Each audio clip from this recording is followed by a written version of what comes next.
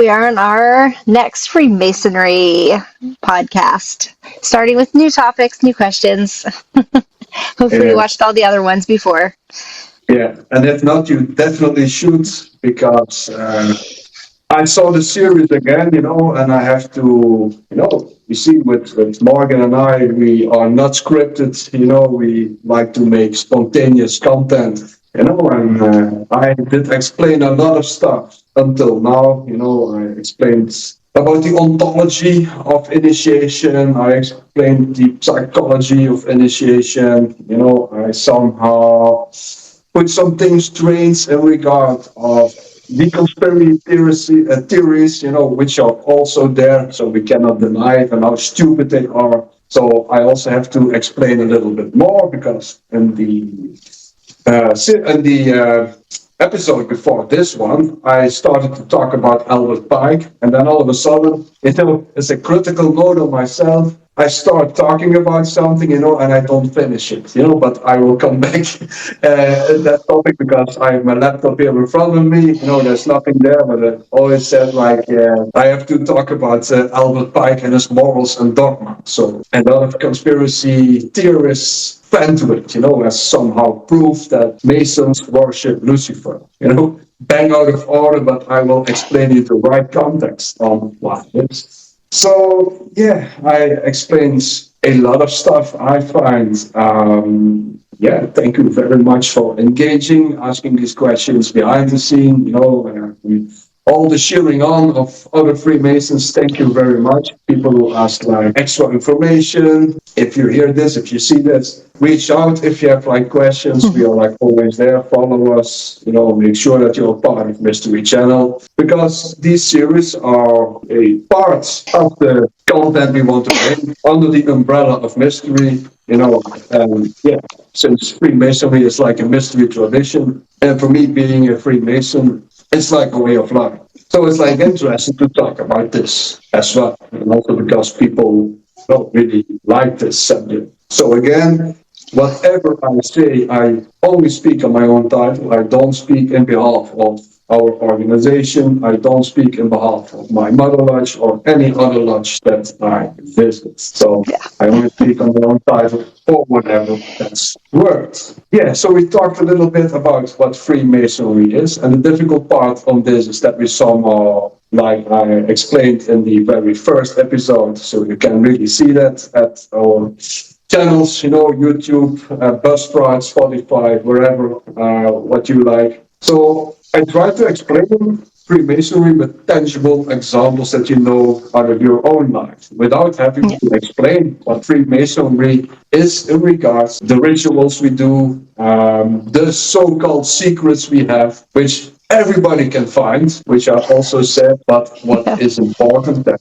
people who want to become a Freemason don't know those secrets because we can take away from the armor. So that's somehow the story until now, and I really find it important to explain something that people never have somehow explained. So people don't have to think anymore that we are doing like crazy stuff. I think that if you're not interested in symbols and tradition and all of that, you not even wanted to join the Freemasons for 30 minutes because you would be running off. You would find us boring, you would find us strange because we like those rituals, those symbols, and we want to do the philosophy on that. It's like a method of personal development.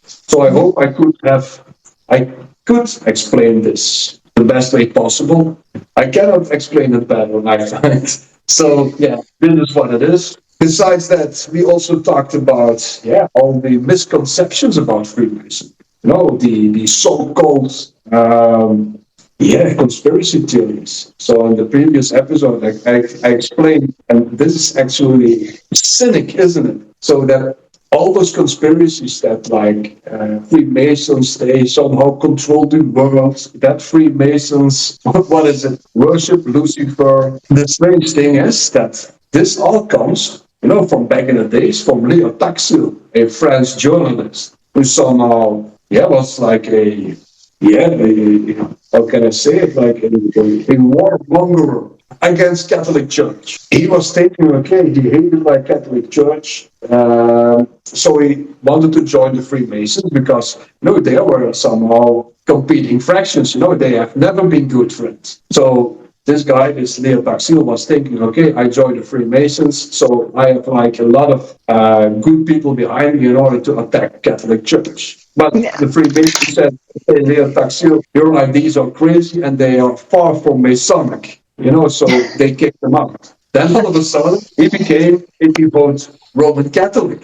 Oh And my he turned goodness. his crazy head against the Freemasons. You see, and he made like the most blatant lies, worship of Baphomet, all those figures of Lucifer, and this and that. Yeah. But Yeah. the strange thing is, and I did explain this in like the previous episode, but it's important to say it today yet again. It's like cynicism to the max, because then Yeah. all of a sudden he said, okay, I do like another explanation, a coming out of the closet, and he said, in public, it was all a lie. And he said somehow to save his ass, sorry for the word, but he said, I just wanted to prove to the world that people easily follow something who is just saying the most blatant lies. Yeah. And actually, that's so fascinating. I think he just tried to save his ass, but he was like smart. But this is like the thing. So people just remember what he said. So the blatant accusations who are like bang out of order, but they did not look further than that because Yeah. Leo Taxil proved how crazy it is to just follow Yeah. him. And I don't think that this was his aim, that he just saved his ass. But anyway, so the message is like really the best thing in this. So people they somehow hear it, or they worship Lucifer, or they worship Baphomet. Those crazy things. But Leo Taxil also wrote that whilst they would like do incantations to Lucifer or whatever, so the most satanic rituals, and at the same time, this had to be somehow filled with music, and a crocodile was playing the piano. Come on. That's hilarious. Can Yeah. you As I imagine say. people think something like that serious? But that's the thing, Morgan. They hear something, they just take it on, and they don't research it. Wrong century too, because if somebody told me that there was a crocodile playing a piano, you'd have to see for yourself. Yeah, I definitely wanted to see that, but I think I would believe it right away. But can you imagine? It's even like childish. It's so Yeah. stupid. So Yeah. yeah, and he somehow invented. Yeah, I always forget his name, but it was like a lady, a certain Vaughn. It was like the mistress of darkness, or what? I don't know what strange Oh, thing. I'm sure something. Yeah. Yeah. Yeah, Yeah. it's like crazy. So that's one thing. It all comes that idea from Leo Taxil, from this crazy guy, Yeah. somehow proving how dangerous it is that you just go along with information. Yeah. Yes. But Leo Taxil is a real important guy. And then it all starts, then, because I know all those accusations. And then Yeah. they say, okay, but then there is Albert Pike. And Albert Pike Yes. was like a heavy hitter in Freemasonry, and he Yeah. had like this word, morals and dogma, Yes. Yes. Yeah, but people have to understand, morals and dogma is a word of a Freemason. So it's the idea of a Freemason. So we don't have like a dogma. There is also not like a test. You see, it's not that we have to do like, you have like this magazine of word puzzles. You see, where you have to somehow fill in, get these questions, Yeah. it's all word puzzles. And if you don't know them, that's what I did, when I was younger. I would like peek in the solutions, on the Yeah. last page. So but Freemasonry doesn't work that way. We don't Yeah. have a examine or, a good or wrong. It's what you find.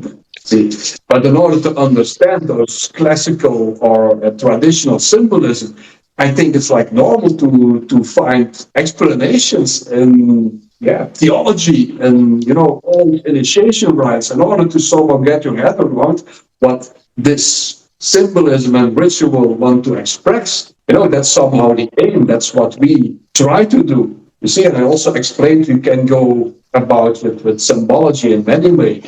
Also the same like we said with tarot. You can do one thing, and I really find merit in that. So you can see without rationalizing, okay, what does this symbol do with me? What do I feel? What does it somehow kindle inside of me? That's one thing. But the other thing, of course, if you really want to somehow grasp what's there, I think it's like logical that you dive into history. See, absolutely. Yeah, so it's not like a friend say, a pensée unique. So pensée unique is that everyone is like thinking the same, like a marching Korean army.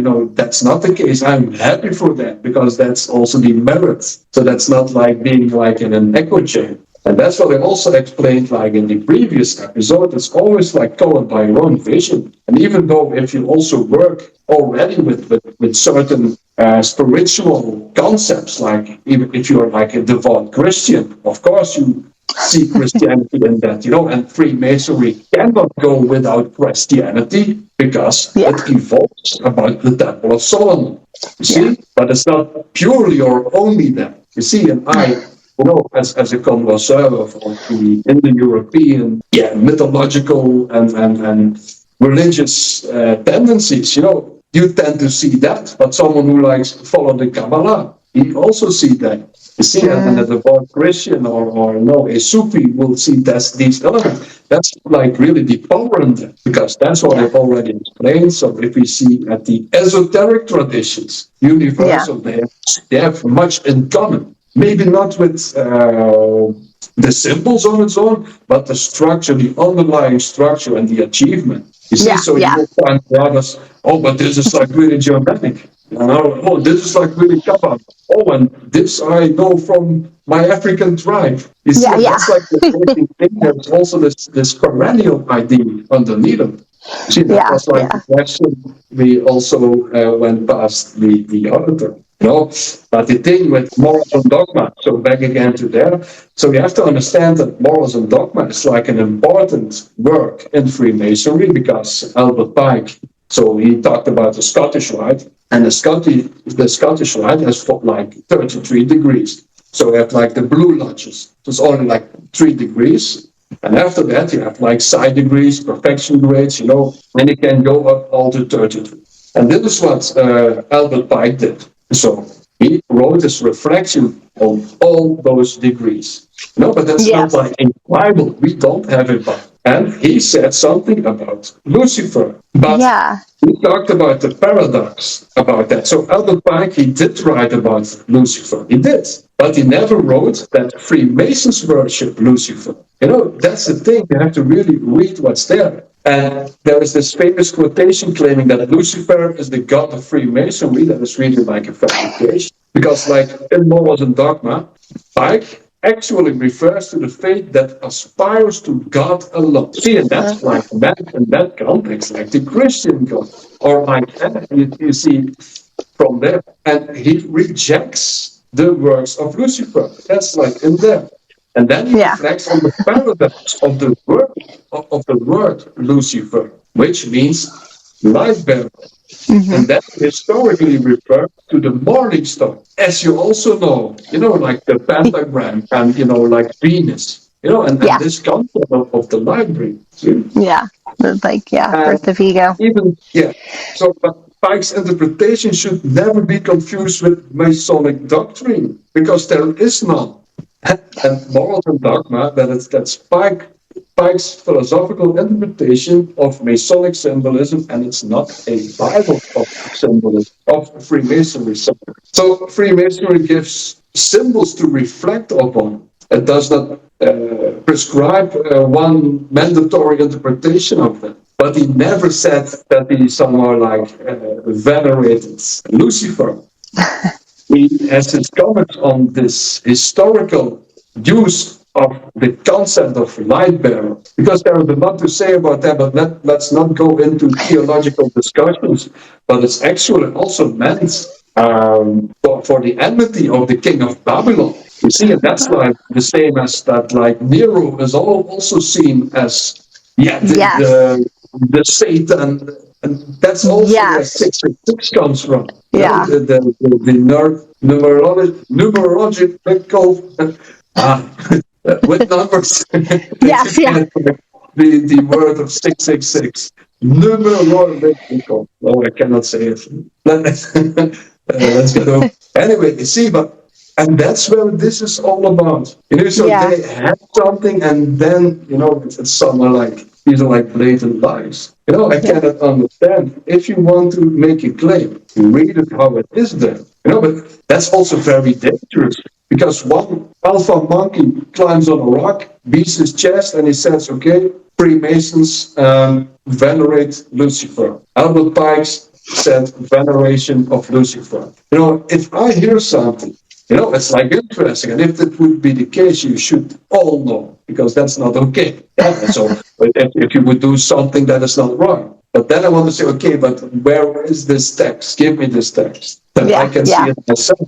Yeah. You see, Yeah. that's actually dangerous. Yeah. He said, she said.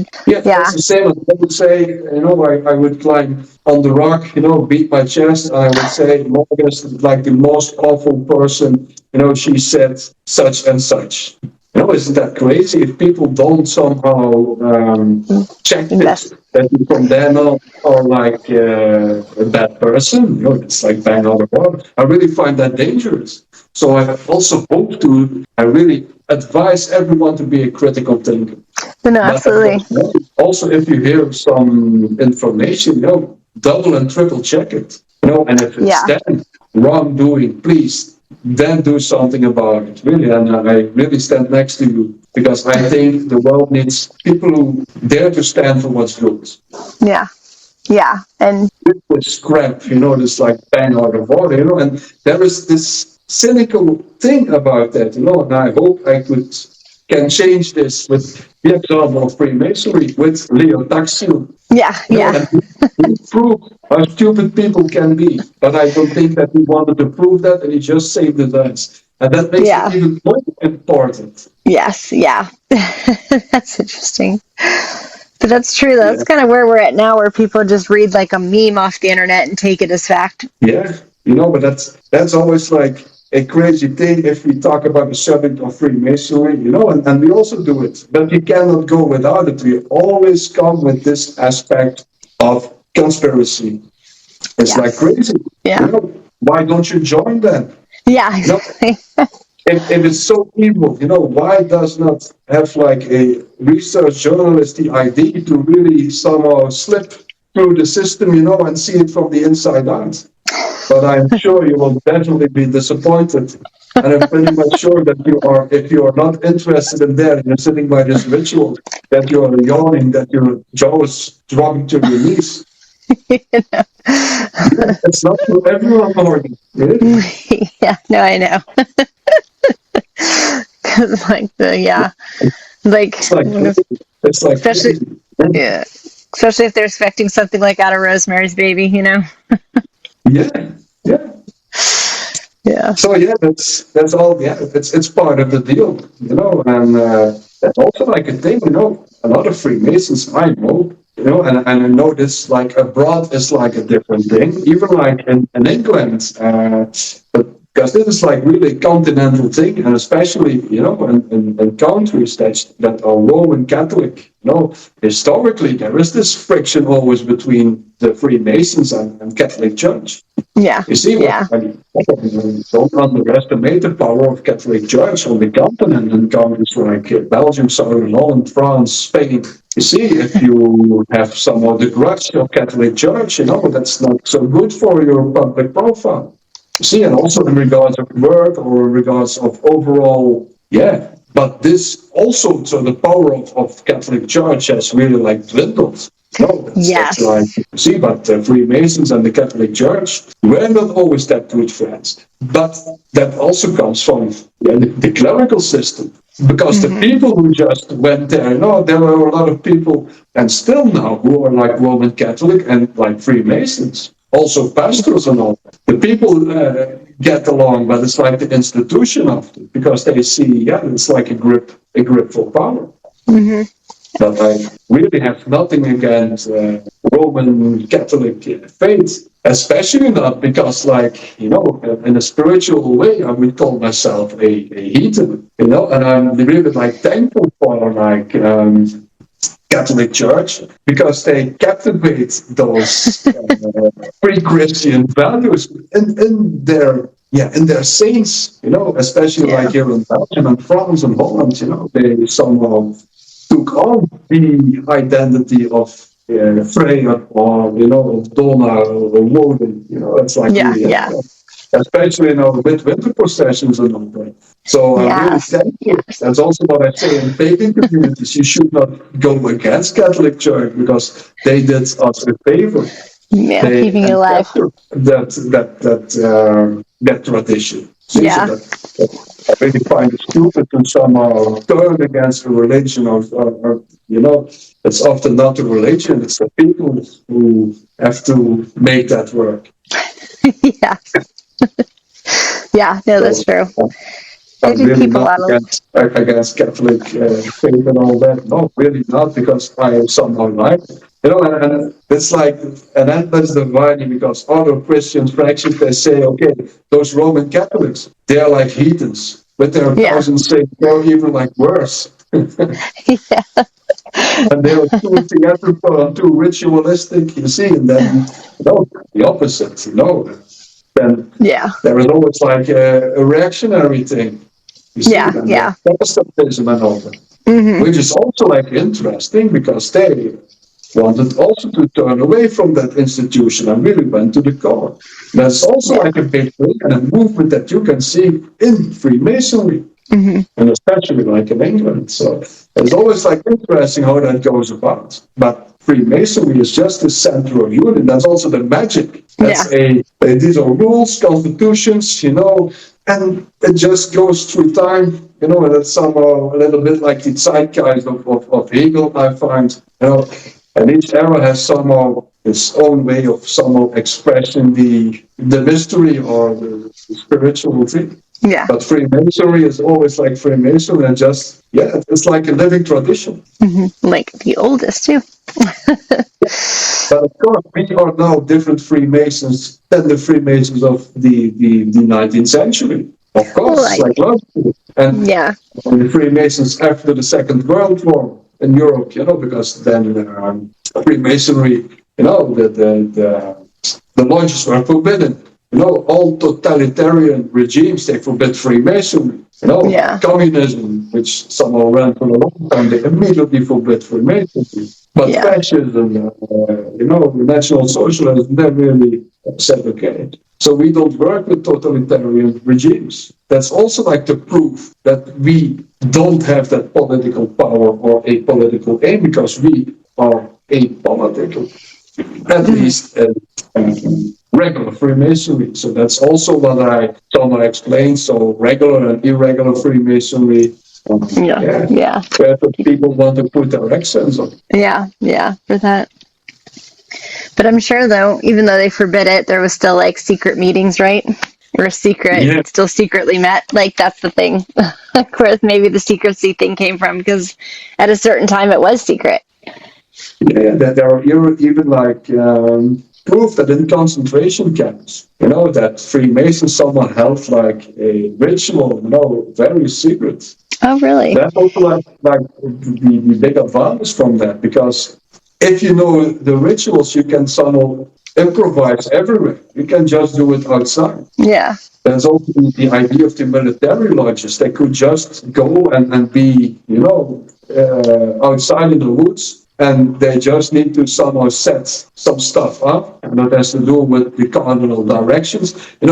As all mystery traditions do, because you somehow have to be part of the universe, so you build your temple according to the universe. That's the old idea, You build the temple according to the universe, so that's the Hermetic principle, as above, so below. So you build your temple in according to the universe. You build your house in according to the temple, whilst you, as a man or female, are the house of your soul. You see, it's also like thinking that way. Yeah. And Yeah. there are many mythologies where the universal man, someone is like sacrificed, and from his body they make the world. Yeah. You see, that's many, and especially the Indo-European traditions. Yeah. Yeah. See, Like that.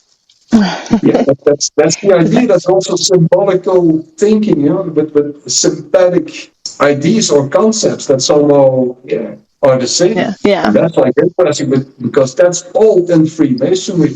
And we Yes. also work around the Vitruvian Man, as you see, by Leonardo da Vinci. Yes. Yeah. The Vitruvian Man, or that idea, comes from Vitruvius, and he was like a Roman architect back in the days. And Yeah. he somehow made sure that these columns, these different building styles, that somehow were part of several specific temples with those Indo-European tripartite idea of the, you have like temples for the what do you call it? Temples for the warriors, for the warriors, Yeah. for Yeah. farmers. Temples, for the wise god, for Jupiter, but Yeah. also For for all of them. The Temple of like Apollo. Yeah. For each gods. yeah, And that yeah. kind of stuff, Yeah. and people who like work on the land, fertility gods, it's like simple, each stand or each group of people, some had their own gods while they were living in a polytheistic idea, but they had like their favorite god. So if you Yeah. were like a soldier, you don't have to pray for a god to have like better crops. Yeah. You have to pray for a god, that would somewhat grant you sword, a lot of power. Yeah. Intention, always important. Yeah, I simplify it, but that's the way how you should look at it. These elements are also part of our rituals, and that's like interesting to somehow think about it. You see, but you have to understand them in order to see that. But I can see that because I am in the know of this Indo-European mythological, linguistical, culture. But someone who does not see it, he sees some other things. You see, that's like interesting. And if I were to write a book on this is what I see, that's also not like a Bible. That's my truth. Yeah. See, and that's also the same like with morals and dogma. But Pike did like a real great work in that regard. But disagree on many things. Yeah, I was looking at that. That's like a method. It's your personal method, what you get from there. And that's also why we are a doctor. Yeah, I think that's interesting. I haven't read all of it yet, but it mostly speaks of like rituals and stuff anyway, like on how he personally sees it. Yeah. But those rituals, as I explained also in the previous episode, I don't know out of my head which one, but it's something we do intrinsically. It seems to be part of what we do as humans. No, yeah, I can see that because even in like shamanism and the Druidry, you open the quarters, open the elements before you start anything, and then close it at the end. Same with free shamanism, you open, your space. Yeah, because that's just like what you do. And a shaman is also like the leader of a ritual. Yeah, yes, definitely. And you start it out and then do, because the first harvest festival is the first, so it would be just the same thing. You open the quarters, start open it up, and then do the ritual, and then close it. Yeah, that's something logically. We also work a lot on the geometria. So and that's like interesting because there's also this this philosophy of Pythagoras inside of that. And geometria is somehow you measure the world. Yeah. It's also etymology. Open as open. So you measure the world, and you meet those cardinal directions. You somehow measure the world, you captivate it. Yeah.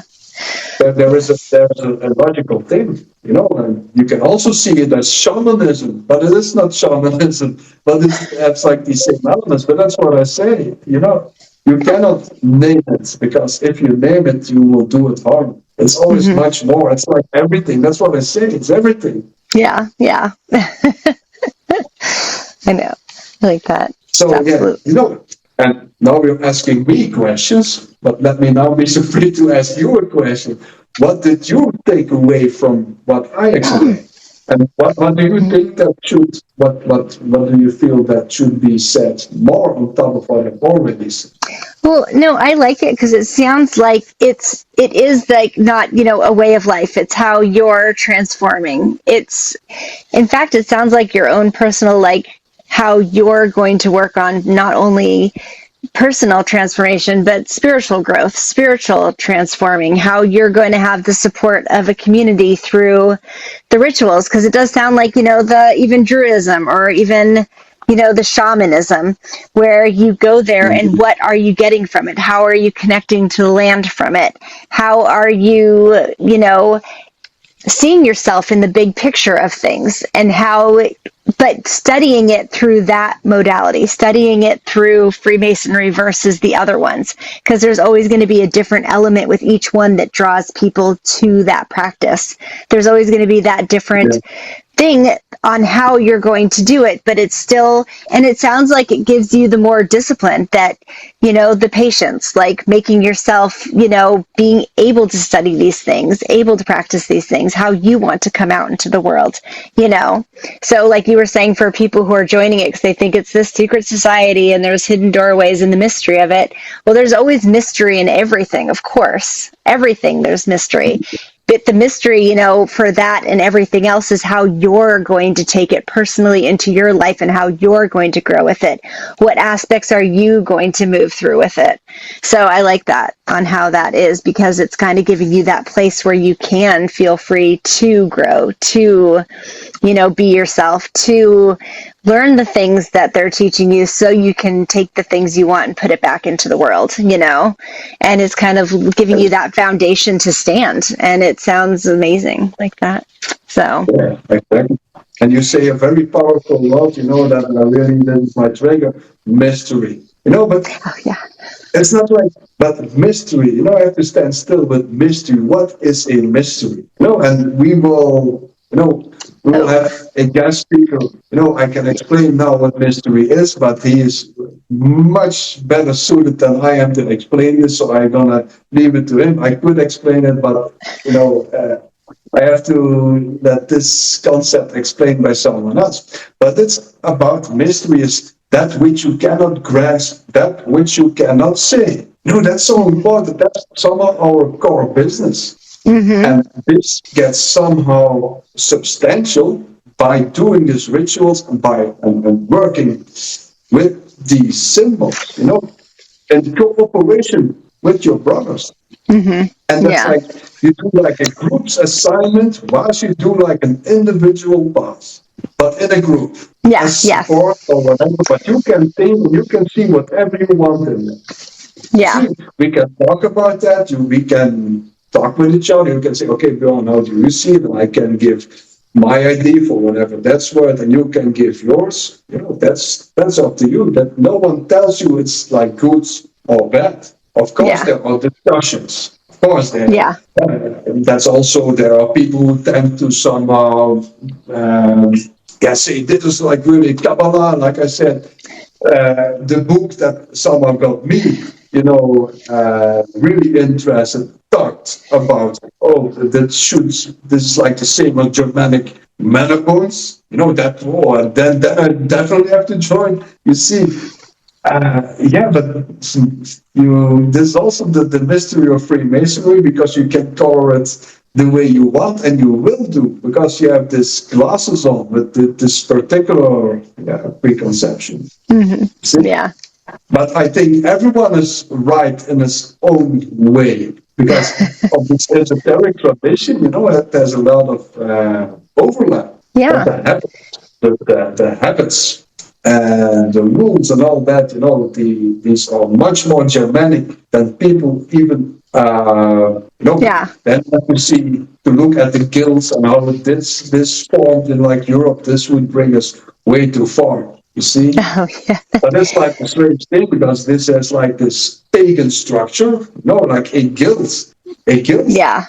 Nowadays, we somehow connected with a artisan guild. You see, but the guild that was before there were artisan guilds. This was something else. This was like a group that someone pled an oath to each other, who defended each other. And the guild was that they have this dinner together. And it's also like connected to the forebears. So it's like a really authentic pre-Christian idea, which later on got Christianized by Charlemagne, because they had to somehow be Catholic or Christian on the outskirts, while they still maintained those heathen things underneath. You see, even up until the 18th centuries, that guilds were forbidden because they were too heathen.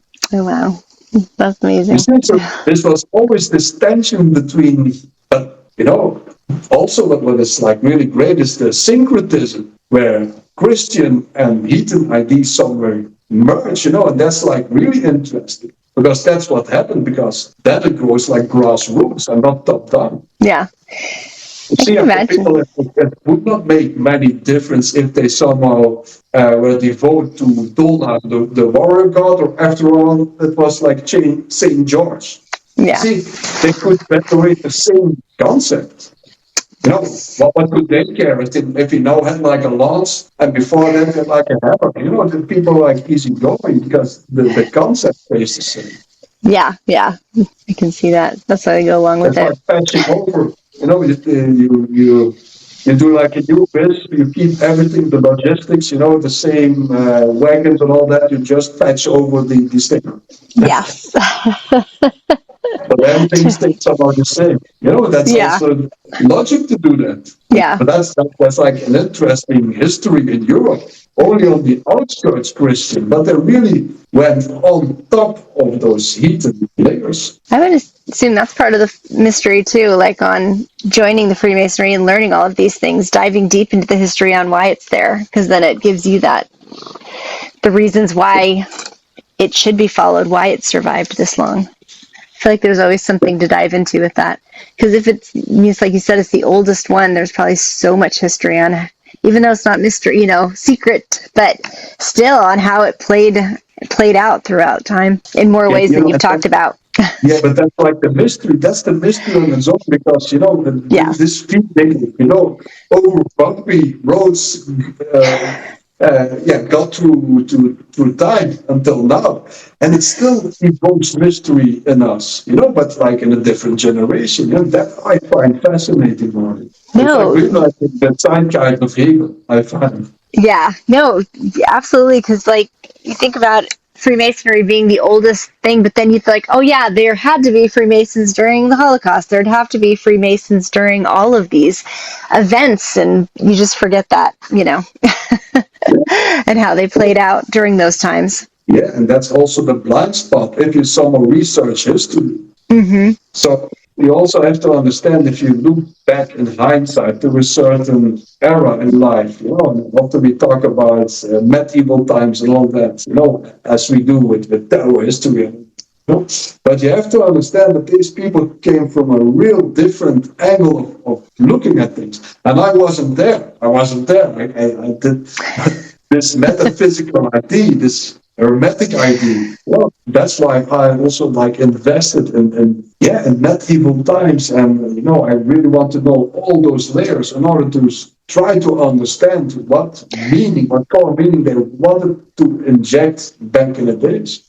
But that's my interest, and I also want to make clear, I think many Freemasons are not that fanatic about that, or they come from somewhere else.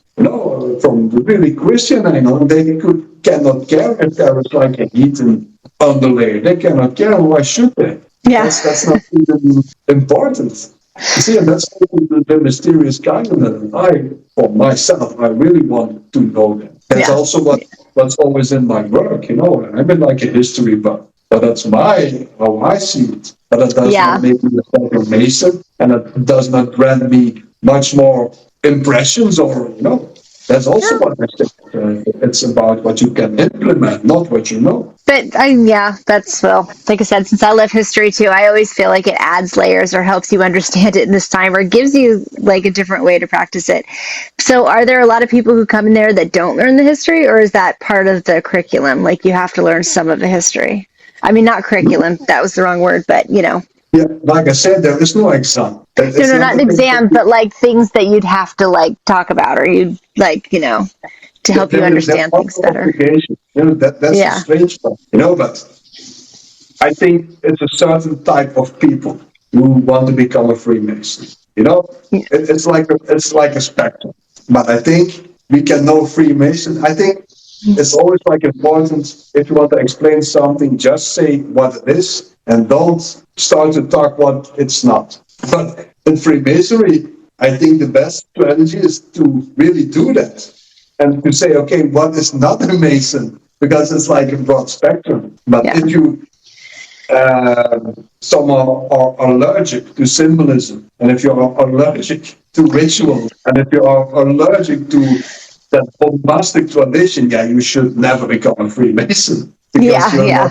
in the right spot. It's not your thing. So symbols and rituals is our method of self-development. So if you don't have a natural aim to that, Yeah. it will never be like a big love. Maybe it can somehow exist, but average Joe, he does not care. I would never join something I'm not interested in. I have no time for that. Yeah. And there No. are a lot of things that other people really value, and where I also can see the value from the outside, but which I don't feel. You don't see me there. So Yeah.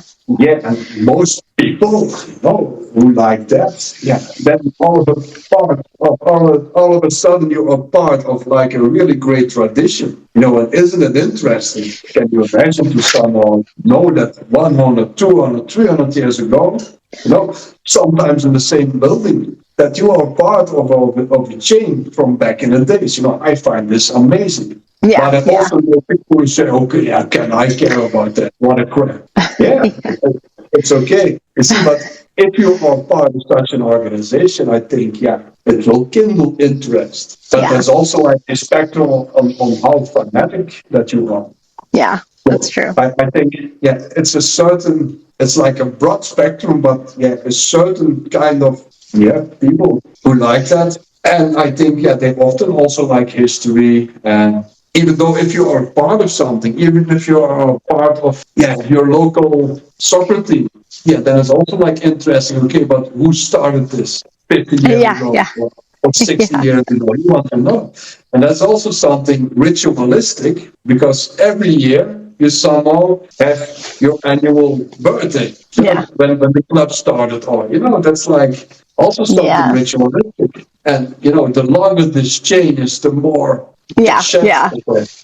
But that's Yeah. in my mind, you see. You also have to see the romance in that, I think. But Yeah. it's not Absolutely. that someone hears you over and say, okay, now you have to say, when did it start? When did the constitutions of Anderson came to be? Who is this? Who is that?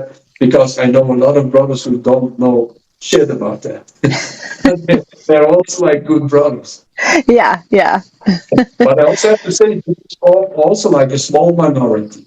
Yeah. And Okay. all the rest are somewhere on the spectrum, I would say.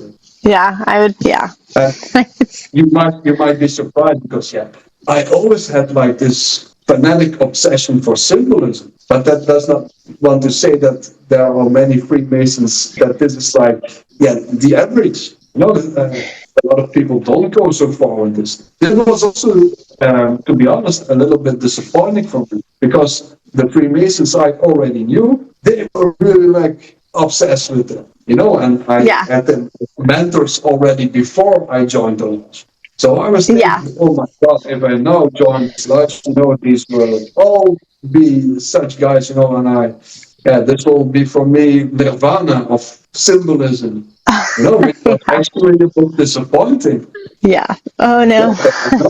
but of course, in the blue lodges, but later if you join like the higher degrees and all that, then you have like people clinging together who are really like more, invested in that kind of stuff. Yeah, You see, I can imagine. I like this better that way. So if I join blue light, it's like a spectrum. It's like nice, and it's but the focus is like a little bit more broad.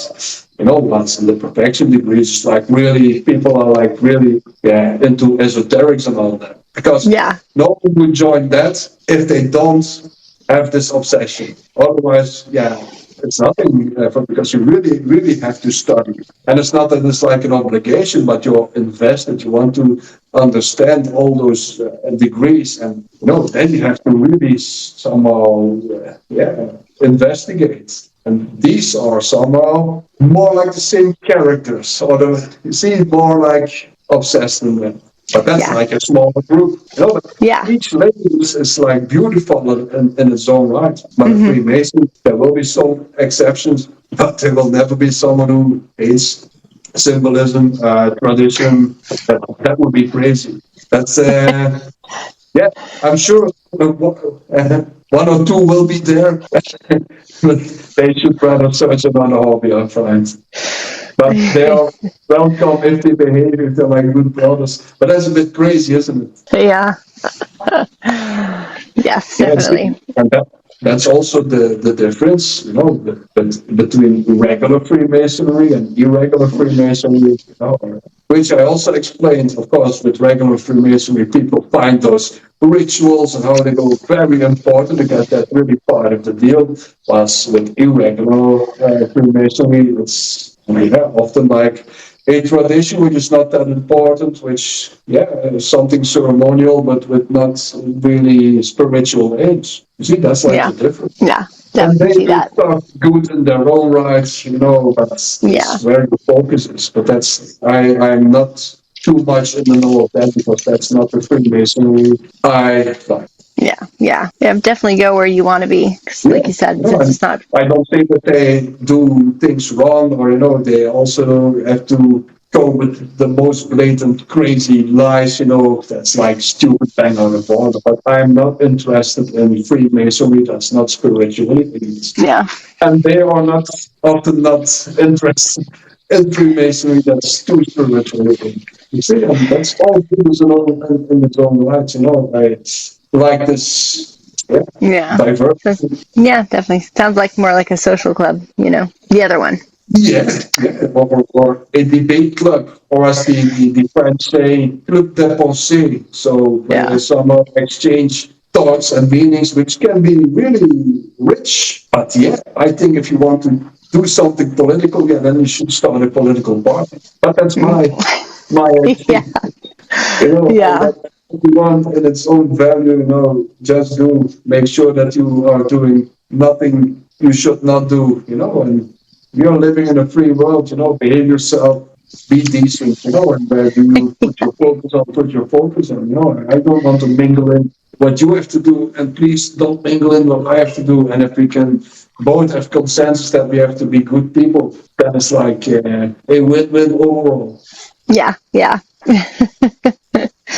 I like that. And that's nice then. That's why I like it that it stayed, and probably why it survived this long because it didn't, move with political things. It didn't move with like, what was happening in the modern times more than it, obviously things grow and change, but it's able to stay true to the original values. So, that's what Yeah. draws people to it. Yeah.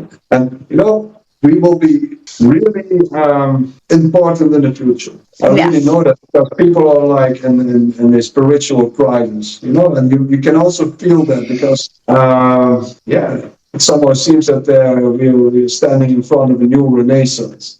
Yes. No, absolutely. There's a Absolutely. lot of thought police and people, they don't know back and forth anymore. They don't know the difference between truth or real. What is AI? What is, Yeah. I really can feel that. And I also feel it for myself, living in a chaotic world. How this is also like a center where you find your rest, where you someone can calibrate, where someone can escape this crazy world where you're not somewhere where always like cell phones on the table. This is like really old school. Yeah. You know, Yeah. what can you imagine if we even are like 4 or 5 hours in such an environment where people do their utmost to be decent, can you imagine that you somehow are then like in a climate that recharge you? Yeah, I can see that definitely, especially taking that break, being around people, not having to justify things, because it seems like that's exactly what happens nowadays with everyone's artwork, or everyone taking the pitchfork saying it's AI or not AI, or, Yeah, to be around people who aren't going to do that. and if a lot of people are worried, a lot of anxiety, I'm a therapist. See, people come with me, burnout, depression, anxiety, it's like bang out of order nowadays, from this chaotic life, a lot of impulses all day by the cell phone, by whatever, news, fear mongering, they make people crazy more. If Yeah. you can forget it all. That's also like a mindset. When I'm like showering, I take a shower around 4 or 5 p.m. Know that I somehow, I take on my tuxedo, and you somehow change.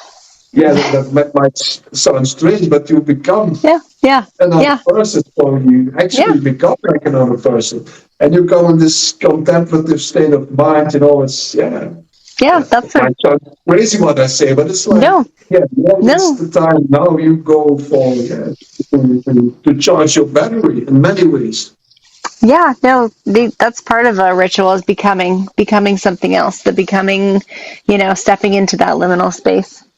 And it's that mental flexibility, that people lost somehow, to somehow try to experience something really traditional in regards to rituals and symbols, but you have to then be able to pass your critical mass here. Mm-hmm. And I have to admit, for me, that was not always simple. Yeah. That's always like a thing, as a therapist, and especially with hypnotherapy as my core business. There is just one thing I have to convince you, if you are my client, why you should go along with the process. Why it's like important that you pass your own critical thinking. Mm-hmm. But the same goes for Freemasonry, because if you think about it rational, that you somehow, as a guy, you are 50, 60, 70 years old, and then you somehow take on an apron and you somehow play that you are a temple builder of Solomon. If you somehow think this rationally, there's something to say for like, hey, this guy. But if you someone there step inside of that, like in playing kids, which I said, like the homo ludens, don't think about playing, just play. That's the magic. Don't overcomplicate it. That was something mysterious. Somehow fascinated by. To experience something, and how easy it is if you just pass your critical thinking. And that's what I always say. People struggle with this, and also the same with hypnotherapy and therapy in general. It doesn't have to be true to be real. And the ontology of life is to step in this real thing. Yeah. We make it so complex, and people back in the days, previous generation, they had somehow this mental power, or this was somehow much more normal. Was later on after enlightenment, and rational thinking. So everything that was not tangible, or anything that you cannot grasp, is not real. Oh yeah. You see, precisely, or not intellectual, or not. You see that there is this schisma, that people only get more poor in their heads, because we are intrinsic spiritual beings. Yeah, But absolutely. that does not mean that I'm like a religious zealot. No, I'm not. No, I'm definitely not. But I like to experience this mystery. I like to somehow be there in that ritual work. And if you just don't think and just go with the flow, that was my epiphany. That this was like really something. But personally, for someone else is something else.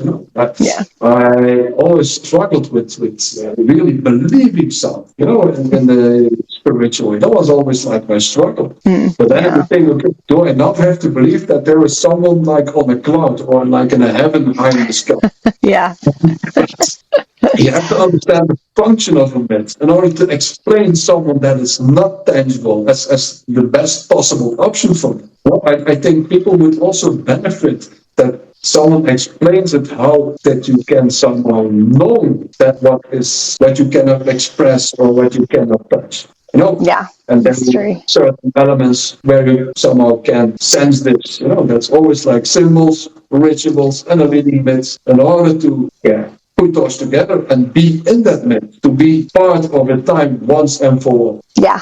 Yeah. For a kid, this is no problem. But a grown up loses this, but you also lose the magic of life. Yeah, I don't know.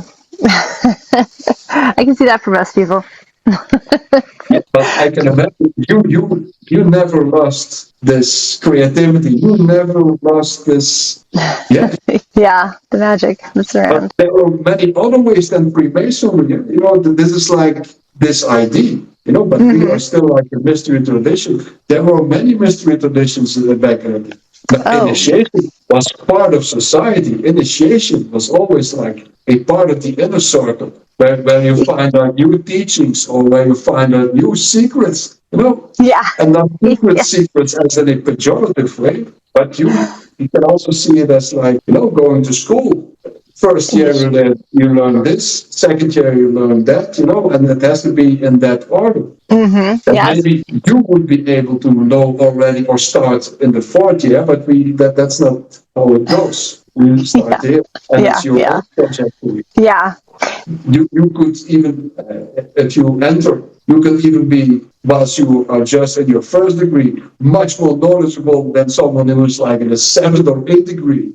That's actually possible, but it's not like a competition. It's a competition, not really a competition, but it's your part. And it's up to you to become a better person than you was like yesterday or previous year, whatever. Yeah. It's not like a competition that we measure, okay, look at me and I'm already here and you are there. No, that's definitely not. Yeah, I can imagine putting into it what you want to get out. But also there's something to initiation. It's taught, I guess trying to think of the youngest thing, like you think Girl Scout, Boy Scouts, where you go in, you take your little vow, you have the pledge, you get your little thing, and then you get your little badges. And and I think skipping ahead, because if somebody's that smart, they will skip grades, but I feel like they're going to lose out on the things you learn in each grade, like social skills, like the other things of exploring and finding different things that only that group can have. So you build as you go up too. Yeah. That's also, you could also see if you do like a school trajectory, you could also see it as a part of initiation. Yeah, no, absolutely. Yeah. Because you somehow die and revive. That sounds strange, but that's the case. Yeah. That's what we always do. Initiation is that you somehow, you end like the atmosphere or the how you say it, you end one way of being now and enter the next stage. I don't find the word for the moment, but that's what's due. Like you're the becoming. Your life is like an endless transformation. Yes. Yeah. Becoming something different, becoming something new, the birth of something new each time. Yeah. But let's hope that it's like up spiraling and like a virtuous circle, not like a vicious circle. And that's like, that should be, therefore I like to have like this tradition where you're somehow up spiraling. Yes, absolutely. I think so. Mm-hmm. And you should. There were many mystery traditions in the past, but we are, like in the West, one of the survivors. There are more, but we are the only ones. Yeah. No, and I like that, keeping that. And then, because you should always be learning. I mean, you can tell when someone stopped learning, somebody stopped. There's more stress, there's more anxiety, there's no inspirational things. It's kind of like stagnant, So that's kind of like the mystery. Well, mystery is always inspiring you to keep learning, to keep digging into deeper levels, to keep how you're going to utilize it in your life and live with it, and then find the next set of knowledge or tools to keep you going in that direction. Yeah, exactly. Mystery or that what we don't know or what we cannot grasp or that what we do not understand is a part of life. And in order to somehow cope with that, or to someone get to know that, we need initiation. Yes. And with initiation, we need like symbols, rituals, and a leading myth. There's another way to go with that. Yes, like, You yeah. can only play football, European football, that you call soccer. I hate that word soccer, I'm sorry. It's football. But you guys, football is American football. No, it's like football. Anyways, you need like a ball, a certain amount of players and two goals. That's it. Yeah, yeah. I have watched it though. I know the difference. Oh, that word soccer looks like a strange word. Yeah. Yeah, we make up our own stuff here. I liked though because we have like American football. I really liked that. Watching this on television when I was like young. This strong man. We have like rugby here. I'm sure you also know rugby. Like because Uh, that's like England still like a big thing. It's like a heavy sport. Really oh, colorful guys. yeah. Not with a six pack, but with one pack, but really. Yes, no. Oh, yeah, no, Yeah, I know yeah, rugby. yeah, my thighs like my back. Yeah.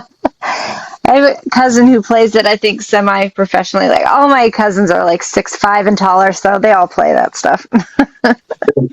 Then you're safe with those guys around you. Yeah, so definitely do. So this is what we do, Morgan. Somehow, do you have some more questions, or do you want to find out more about that? It's also Yeah. interesting that you do this interview and that you also find out on the spot what it is. So I'm Yeah. also curious. So what you Yeah. take away from this, and where do you find that gaps are not filled in? So then shoot, and I serve you in the best way possible. Yeah, I know. But what I found interesting, especially when starting, investigating like my own spirituality, like through witchcraft, through, shamanism, but a lot of people in America had fathers who were in the Freemasonry thing, and they actually had like schools that they taught. I don't know if that's something they do there, but I remember specifically one of them was when I was at an event, and she was saying that her dad was really high Freemasonry, so you had like the books in the walls, and I thought that was weird, but like also that they went to a school to learn about it as well. Like it was like learning about the Freemasonry as children and growing up in a Freemasonry house, so I wasn't sure. So that's why when like learning about it now, very different. And I never did follow-up questions on that. So Yeah, yeah. I know this is actually like a really American thing, and also like in England, also the good doing aspect, And I know for instance, so the nasty things about Freemasonry, especially comes from the continent in Europe. oh, The okay. friction between Catholic Church, and the Freemasons, where they somehow punched back and forth, not like here you also find like, I'm now openly speaking about Freemasonry. I'm a small minority who does that. Can you imagine? But you will find many Americans that just say, okay, I'm like a Freemason. But here is Mm-hmm. somehow like, yeah, there is this political influence. I know guys who have like 33 degrees who are like really, and high in the organization. And they say to me, Bjorn, I'm not able to somehow say that I'm like a Freemason. And I always meet like interesting people who have like the right profile, but I cannot take the risk to somehow expose myself. Yeah, See, yeah, because that is that people are afraid that they think wrong about it. I also yeah, warn people always, okay, but don't take an example. Me, I'm an entrepreneur. I can do whatever I want, but also understand, there are people who think that really follow Leo Taxiel, so we really have to think about that. But yes, there is no advantage in walking with a sandwich panel, but I'm like a Freemason. That would be like crazy. Why would you do something like that? But the times I did speak up was if there were such blatant lies, yeah, and I could not handle this. And then I said, okay, but how do you know? And then, yeah, and then how does it come down that you know so many things about it? Yeah, of course. And then you were like, why not? Because I'm a Freemason. Yeah. And then I'm home. I said, "Oh shit! I exposed myself again." personally, I never had like disadvantage from that, but I'm pretty much sure if people see this and they know me, they think, okay, we should like, how you call it, like a lobster. So go around. But I'm okay with that. If you're such a narrow-minded person, I think we would never come on good terms anyway. So that's like a natural Yeah. selection. You see Yeah, that? exactly. That's how this went for me. I always speak up, and I cannot stand this nonsense, but I am in the position to be able to do so. Yeah. Then all of a sudden, you somehow climb into the ranks and they ask you a lot of questions. Yeah, and here I am. I already jumped, so I have to man. Yeah, yeah. And other people they would not do, and I also warn them for that. Can you imagine so many narrow-minded people, and that they somehow think that you are like a bad person, or that you somehow venerate Lucifer and all that crap what they say. Yeah, that's crazy. You should, think about that. But People like, judge. oh, go ahead. Sorry. No. So People judge what? Sorry. people easily judge, but it's often the most blatant bollocks. Yeah, that was crazy. So you probably don't want people to be in your life that like that anyways, because one, they think all these horrible things with zero, like to no research. So you really want to talk to someone who's not researching facts and stuff, and then you can't even be who you truly want to be. You can't. You have to keep part of yourself hidden in that, and that's why I understand everyone's reason for keeping things private or not, but it's being able to share a part of yourself that makes yourself 100% you. That's something that you really like, that has helped you personally and spiritually grow, but then having to keep part of it, to yourself. Exactly. I just find it lonely, I think, And now to answer your question, because this often happens, and it's also a critic on myself if I watch the other things. We often start talking about something, and then like a squirrel, I jump from tree to tree, and I have not answered the question. I said another thing. So back on those. Those schools and all of that, but this is something that really comes from the medieval guilds. So also like universities and all that came by the guilds, and also the good doing was also back in the days. So guilds were also protecting, even like with weapons and all that. They had like their parts on the wall of the city. They had like their best man of whatever guilds. The strongest and most powerful men had to be a part of the community. That's also why it's so important for the inner circle. And also, like the understream in Freemasonry is the spiritual unification in oneness. You see, and that's by means of good doing, caritate. You see, but also this medieval guilds, they made sure that someone who was like deceased, that he was somehow put in the earth. But you have to understand that also in the mindset of back in the days, because it's also important to stay in connection with your forebears. So it's also like a horizontal connection with people, but also like a vertical connection, and to make sure that the deceased get a wordful goodbye or with respect. That's also an act of caritas. That's an act of love. Yeah. See, but that was not normal. That you somehow were buried. Nowadays it seems like normal. And we also have like things here that we do have like adoption, so that somehow kids are adopted. It's like you also have to see it as like a bond of people who pledge an oath with each other, who protect each other. Yeah. That's like brotherhood. And they somehow look after the orphans. They look after the widow. Nowadays, that's not that structured heavily anymore, but it's like still there.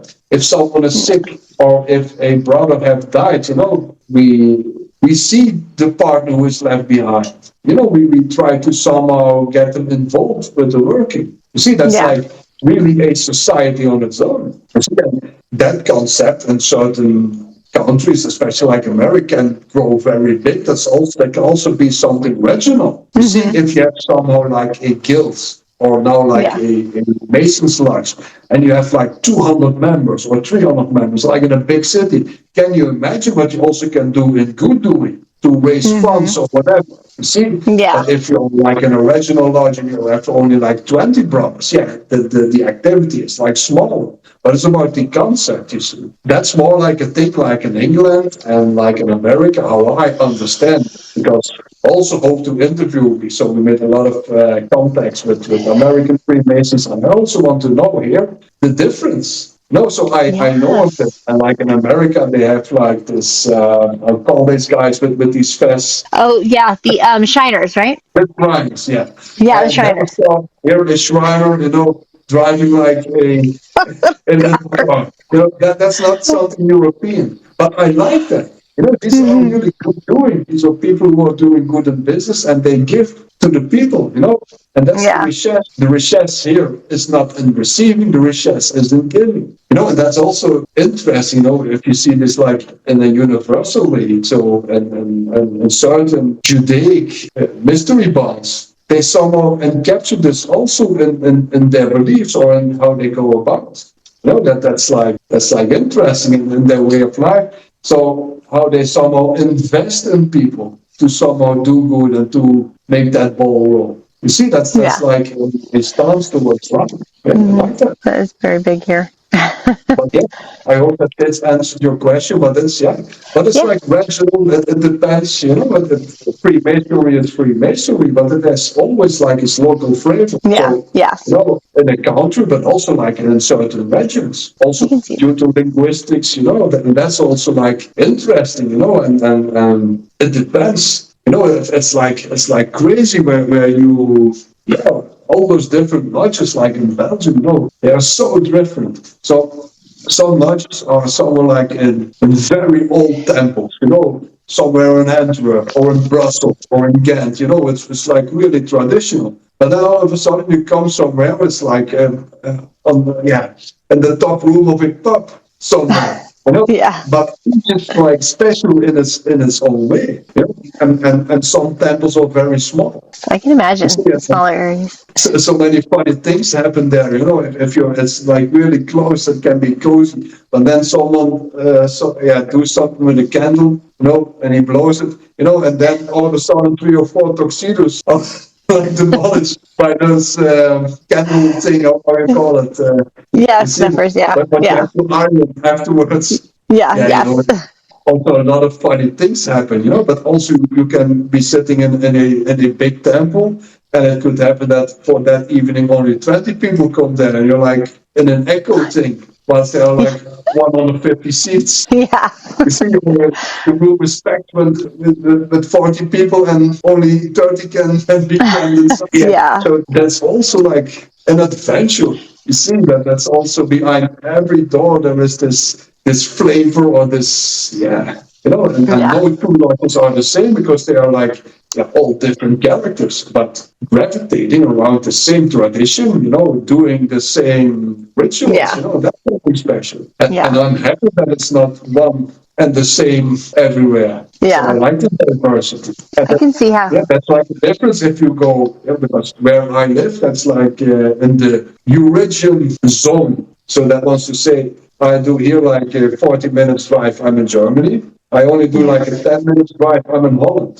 Oh wow. You see, Yeah. and that's also because we have a lot of people visiting from out of this circle. You see, this also gives like another edge, a much more international idea. But that's here Yeah. like local. Yeah, That's and amazing. if you go to Brussels, for instance, you have like lodges who work in Greek or in Oh wow. Turkish, who have Yeah. someone with Turkish immigrants or Greek immigrants. That's Yeah. like really good. And the thing is, of course, my Turkish isn't that good. But I can go there and without knowing what they say, I just can follow up because Yeah. I know the ritual. That'd be. Yeah, for me it was like really special. I can imagine that Yeah. some people think, okay, yeah, I cannot care. Yeah, good. So don't be a Freemason. That's what I was gonna say. Yeah. I could. That plays soccer. Yeah. There you go. That's interesting on how it changes culturally. I mean, not like you said, the core is always the same, but going to different places. especially Western expansion, and how that changed Freemasonry. Yeah, that's like really interesting. That's going to be interesting to talk to the different people, how they do it different, how it is culturally different, like you said, speaking different languages. Yeah, and that's the thing, if you sit next to a Freemason, even if he's from Japan or from Mexico, whatever, you don't know each other, but you're part of the same tradition, so you have like this affiliation with each other. So it's like solidarity. Yeah, that bonds. Let's imagine that you are somewhere on vacation, and I come to meet you, and all of a sudden we start to talk, and then we find out that we both like tarot cards. Yes. And all of a sudden after 1 hour, you think, okay, it seems that I know you for all my life. You are like me. That's what people want to think. You are like me. It gives this safe feeling of feeling heard. Heard something else. I have to watch my pronunciation. No, you're. Yeah, but that's also why I say this, so that you can somehow comprehend it. Mm-hmm. And the more affinity people have with each other, the more relaxed they are. And that's the thing, I also just drive by myself to places I was never been before. But you come there, you're always like, of course, by now I know people everywhere, but always you have to do like the first time, and that's also like a bit exciting, who will be there. But this is like a strict protocol, and you are well treated. That's like the rule. We make sure if someone comes there that, the first thing I do when a visitor comes, I immediately, will pay him a pint or beer or whatever, or a glass of wine or Coca-Cola, whatever he wants to drink. Yeah. You seem to have this way of giving. That's the result. Yes, that must be nice to visit the other ones too. Because you always think vacation. When people are on vacation, then they visit the lodge, right? But that's also like interesting. So we also have like people who are like really into business, and they are often like in Germany, and then whenever they have time, they go to the lodge in Germany, or they are like abroad. That's like interesting. Then we have like a booklet, and then we have to somehow arrange with our organization, like in Belgium, that they grant us like the things where we can somehow enter. See, that's like very important. And that's like interesting. Then you all of a sudden come in a country thousands kilometers away from where you are, and you are somehow welcomed. And they know that you are coming because your grand lodge somehow said that you are coming. You see, but you really have to arrange this, so you have to take this seriously. Oh. So do you have to always announce that you're coming, or can they just do spontaneous pop-ins? It's good that that especially if you go abroad and they don't know you. You see, because so vouching. Somehow believe that someone appearing in a tuxedo is like a real Freemason. Okay, I get it. So gotcha. So the vouching for you, basically saying that you are. Got it. It's also like we don't take this light. It's really like a heavy protocol. No, absolutely. It's not, the lodge is not that easy going. It's like a really traditional institute. That doesn't work according to modern ID. So, or to go tomorrow to your house. No. Yeah. The place by itself, and I really like it.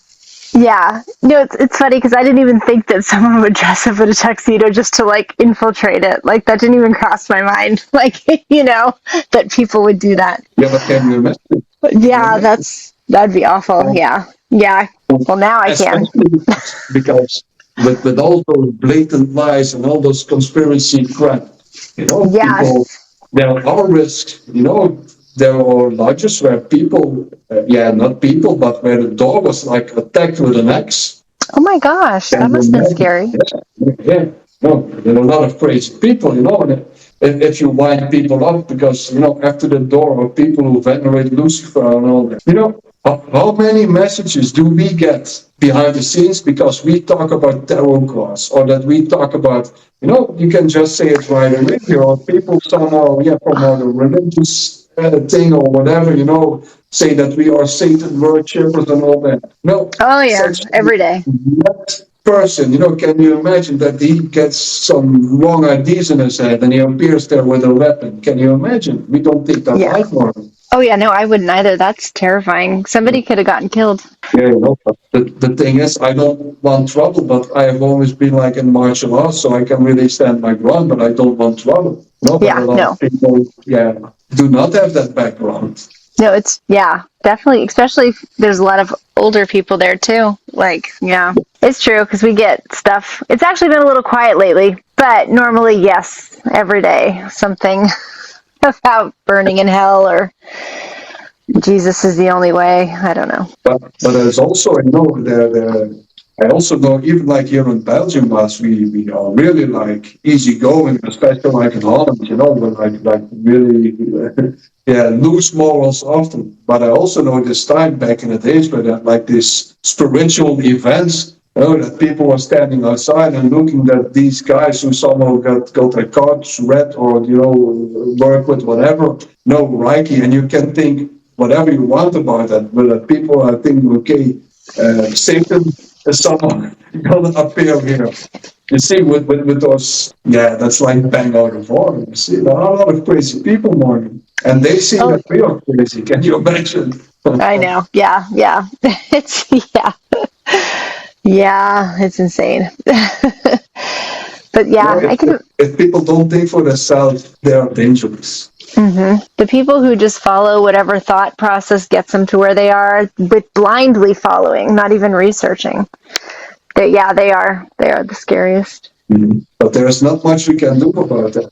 Just stand our ground, and that's also why we like a little bit more the privacy. You see? Yes. Yeah. And I can really understand that like 95% of the Masons, especially here, like on the continent, wants to say, incognito, or they want to say somehow, covert. Yeah. No, and I can. And it also gives like an extra edge to it. Yeah. You see, because they really have to keep it secret. This, and then it's like funny. A lot of people have different stances on this. I cannot care much. But I also know brothers, if you have to somehow get them out of the house to go somewhere, they rather have you driving with your car up the stairs in the dressing room, but they can jump, with a coat like an old detective, so that you cannot see it. You see, it's like sweating and all that. Looking at I'm totally different, but that's also like funny. Can you then understand, if we are with men, that there is like a certain humor that somehow comes from them. Boys will be boys. It's an adventure on itself. That's like fun. That's like funny. Still, it's funny. Yeah, I always forget that. I never think that these things. Like, it's probably why I'm always like being surprised when people are mean or evil or stab you in the back, because I automatically don't think bad of people until it's too late. People are crazy, and that's also what you encounter, like, not only the Freemasons, I also know some good Wicca organizations. Even I'm not so much into Wicca and all, it never was, but who are like really good in organization and also initiation. I really take my hat off. And especially what they know and how they study. But they also have to cope with that. Even with like neo-pagan communities, they're always like watch with an evil eye and something like that, because it's something else that they are used to. That's like really crazy. I can imagine. I've not really dived too much into Wicca, mostly just witchcraft, but I can see that. Just that people do what they have to do, at least if you behave, of course. Like, I would never support something that is not in accordance with the law or whatever. That's also the oath we pledge on. That's also what I say. We are under the head of the state. We also drink on the head of the state. Totally. That's also like in the constitutions. We have to behave accordingly to the rules of the countries where you're at. And then they also say you also have, that's later on change a little bit, you have to adjust to the religion of the country. Oh, interesting. But that's like technical, stuff. That's not that important, I find, to somehow get your head around what Freemasonry is. And that was somehow, our goal, our aim. So I hope I could shed a light on it to explain it with tangible examples that everyone knows. And like I said, you can all know if you want the so-called secrets of Freemasonry, they are like in your laptop, but I won't give it to you Yeah, because, no. yeah, that would be crazy. But I cannot care that people know our so-called secrets. Go ahead, if you have like 3 functioning brain cells and your laptop, and you paid your internet provider, you can have them right away. But it's important that if you want to be a Freemason, please don't do that. If you take away on your aha moment, but Yeah. these secrets, they are not about how you gain more money or that you have like secret pathways to the bank, and that's not the case, really. Yeah. These are Yeah. the secrets that we think about, that's or that we have like secrets that we know that the earth is flat. And whenever I hear for some crazy stuff, and that we know where the aliens are. Yeah. Come Yeah. on. I can imagine that we also have like inside jokes on that. I can imagine. Yes. Yes. Or, I or bet. Yeah. it's so stupid. It's so stupid. And Yeah. sometimes you have to laugh in order Yeah. to contain your sanity, I think. But they have Yes. also seen, the human condition. But that's Yeah. if you do something and people don't understand what it is and they cannot see it, then they mythologize. Do you still have questions for me? Do you feel that I need to fill in some gaps? Yeah, I mean, there's always questions, of course, so we can always do that. But mostly just on things like you've heard or, things that people say. But mostly I think you do have the gist of it, and anything else would be like technical or about the Templars, which we're going to dive into, or the Crusaders, which we're diving into more, Yeah. not here. But that will we do with. Yeah, I know a lot of this just as you do, but we also want to give stage to people who are really in the know, who are really like experts, because for our viewers, we all want like the best quality, and there will be other Freemasons talking about those, especially about the subject. Make sure that you follow us, make sure that you also have seen like the previous episodes. If you have like questions, if you have like important subjects, if you want us to dive deeper into questions you have, it's up to you. We are like old school DJs. You can ask the song that you want to Yeah. hear, and if it's like a song we like, or if it's like a song that we know that is like important, we will play it. So Yes. we also Yeah. work on demand if you want, but from here on, we will invite other Freemasons, and we will often come back on the items we already talked about. Oh, Then we yeah, of go much course. more in depth about Oops. yeah, those certain points. But you guys can reach out, ask whatever you want. Maybe we can also answer your questions during our lives. Weekly on Sunday, Yeah. on Tuesday. So. And there's also, if you go to the website, I have a whole Freemason page, and there's a little questionnaire you can fill out, like asking questions, telling your stories, or wanting to be a guest. So you can always fill that out as well. And if you know interesting Masons, or people who somehow have like a say on that, or historians, or just reach out. And as Yes. content creators, we also have like a say in this. So Yes. like it's old school around the kitchen table. You see, we are not scripted, we are not protocols. We have like this conversations. So Yeah. we want to invite you at our table directly or indirectly, or you somehow have a say in what guests are on our table, but then you have to hand them to us, Yeah. or you're on our table. You're welcome. Yeah. Thank you very Definitely. much for watching, Yes. listening, but make sure Yes. that you follow us, that you stay up to date, because we will dive deeper into the subject. And I can already say now we will segue from here into the great topic of the Knights Templars and the Yeah. Crusades. And of Yes. course, from there on, we will segue further into the Arthurian legends, so that you someone can Yes. also grasp the entire idea of knighthood. Then we will find out if we are the real heirs of the Knight Templars. Because Freemasonry and the Knights Templars, there is a lot to say about that, also facts and fiction, but don't forget that we are somehow working in the same temple, the Temple of Solomon. We keep this for later. Thank you Yeah. very much. All Bye. right. Thanks. Bye.